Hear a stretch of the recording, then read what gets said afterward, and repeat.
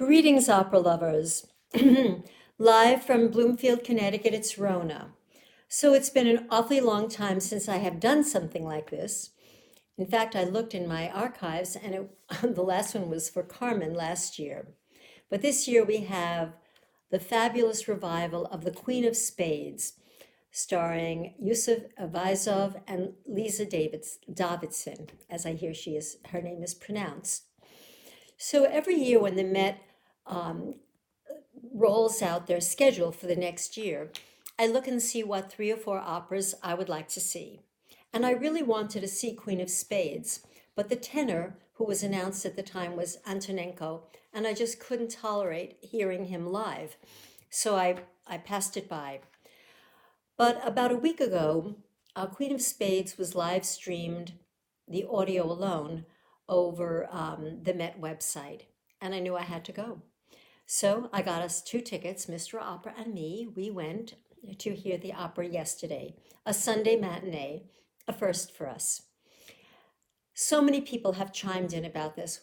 Why would anybody care what I have to say? Well, maybe there are some people who are just so smitten with this debut of Lisa Davidsen that they would like to hear from someone else. Do I have anything different to say? You'll hear later. So first, whenever we talk about an opera production, the production always gets mentioned first. And everybody knows I go for the singing, but you have to say something about the production. And I actually liked it. Everybody knows it's one of those sets where the outside of the Met stage is framed. It has a white frame. It looks like a picture frame, and it's on an angle. It goes back into the stage. Also, there's a raked stage, which I always enjoy because you get to see the people in the rear a little better. The costumes were gorgeous. I've heard so many complaints about the staging, about the lack of scenery. You know what? I really liked it. And I'm neither overly critical nor underly critical. In general, I'm going to enjoy the day, not to pull apart anything. There have been other productions that I've seen on YouTube which I did not like. Everybody else likes them, not me. I like having Queen of Spades take place in Imperial Russia because it's so much a part of the story to capture that time. So now let's get right down to the nuts and bolts. How did everybody do?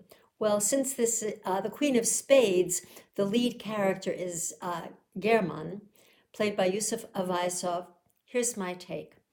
A little background. I first heard him on an audio stream about 5 years ago, and I thought, whoa, terrible. Then it was either 2 or 3 years ago I heard him do an Andrea Chenier, and I thought, oh my God, this guy has gotten so much better. I'm impressed with his hard work. And then I've heard him do a few other things. I thought he was very acceptable.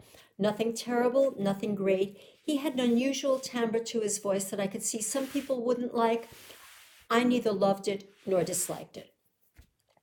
Then I heard the live stream of the opera, and I thought it was a wonderful voice to hear in this role.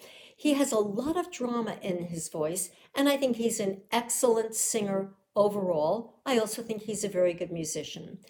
There are people who would like to give him disparaging words because he's married to a superstar, Anna Netrebko. I think one thing has nothing to do with the other. And on his own merits, he deserves to have starring roles at the Met, and I would go back. Although I was most intrigued to go to hear Lisa Davidsen, once I heard the live stream with him in it, I wanted to hear him live, and I'm so glad I did. So before we get to Miss Davidsen, let's go over some of the other players. We had Alexei Markov as Tomsky. I heard Alexei Markov about 2 years ago in Puritani, and I did not like it.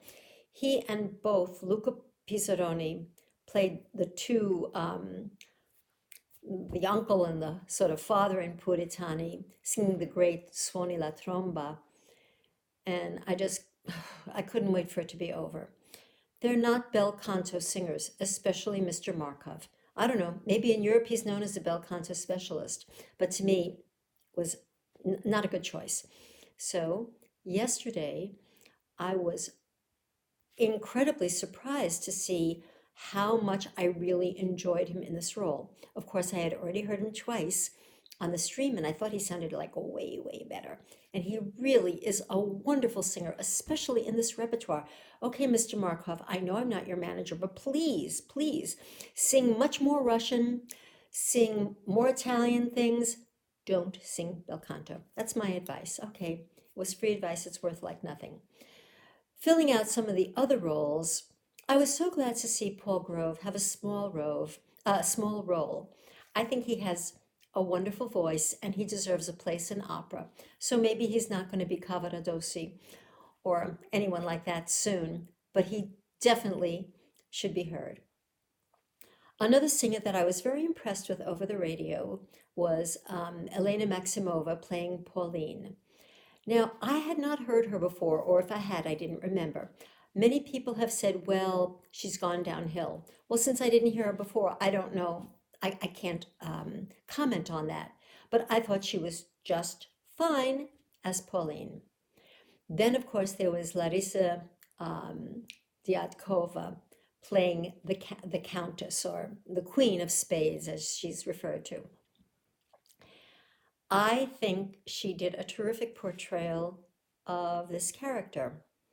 When she sings her little aria in French, it's all very low notes, and she carried them through the auditorium. It was really a, a coup of some kind to be able to manage that. Okay, oh, one more. How about the conductor? So, where my husband and I sit, we always have a good sight line to the conductor and we watch them doing their work. And very often I have an opinion about what kind of conductor they are based on their hand movements, which is ridiculous, but nevertheless, that's what happens. And he's elegant, but what he did with the music I thought was really superb. I don't know whether the tempos were a little slower or a little faster because I'm not an expert on this opera. I'm not an expert on any opera, so now you know. But I thought he held everything together, and there were a lot of slow tempos. Oh, there's one more player I should mention, the one who sings Yeletsky, and he sings Yeletsky's great aria, Golovatenko, something like that. Please forgive me, I'm not looking at my notes, just looking at you. And he did a fine job singing that aria. I cannot imagine anybody who's ever heard the great Dmitri Varasovsky sing this not sort of recall how wonderful he was in this. But he's not here anymore, nor would he be singing that role anymore, even if he were around. So we have to take what we get, and I thought he acquitted himself very, very nicely. All right, and now the reason I really bought my tickets. I just had to go and see what is all this fuss about. Will I be convinced? Will I now be able to say, I saw her when she started out? So first, I started hearing a lot of chatter about her from her engagements in Europe.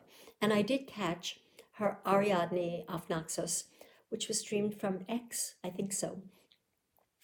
Wonderful, absolutely wonderful. Not something I would rave about, but she was very, very young. So that was very encouraging. Then I heard the two broadcasts over my radio, and I thought, very good. Now it's my turn to hear her. And this is what I would say. She exceeded my expectations. I thought there was a little something funny in her production where, like when she goes to a high note, instead of just filling out the sound and building to that column, there's almost like a little break, an air bubble that happens for her to make her great expanse. Well, forget about that. She's just a great singer, and she's going to get even better. She's very young. She knows what she's doing. It is a beautiful instrument, as in really, really beautiful. And she's an appealing person on stage. She also gets some gorgeous music to sing. Another little side note is that many people have complained that this should not have been her debut role. I totally disagree. I thought it was a perfect debut role because it was the whole opera was not falling on her shoulders. Had she taken on, I don't know what, people wanted to take on Electra or even Sieglinde, which I think she would make a beautiful Sieglinde. Everybody's chiming in. What should be her next role? Where, we should all give her suggestions. Well, I'm sure she'll figure it out very well. The thing that really amazed me when I heard her is I kept hearing her as Tatiana, because Lisa is a mini Tatiana. Tatiana, of course, in Eugene Onegin. And I think she would just be so wonderful. Her voice is just beautiful for that. And it would be a really filled out Tatiana. So there are many other things I could tell you about, for instance, for the fact that Mr. Opera did not sleep for one moment. Isn't that amazing? And the other thing is that I love this music so much. It recalls to me Tchaikovsky's symphonies. He references Mozart for almost all that whole act, where there's the pastoral and where the women sing in the parlor. It sounds so Mozartian, it sounds so classy. And there are so many things that reminded me of Eugene Onegin. For instance, the ball, the fact that somebody sings in French. It was all wonderful. Overall, I've really thought about this. I would say it was one of the most, if not the most, satisfying afternoons I've ever had at the Met, and possibly at any opera. It wasn't that it was the best this or the best that, but everybody did great. And the audience was very into it. There wasn't a lot of coughing, no cell phones that I heard. People were very respectful. Okay, everyone, that's it for me. My next foray will be Fliegende Holländer. I can't wait.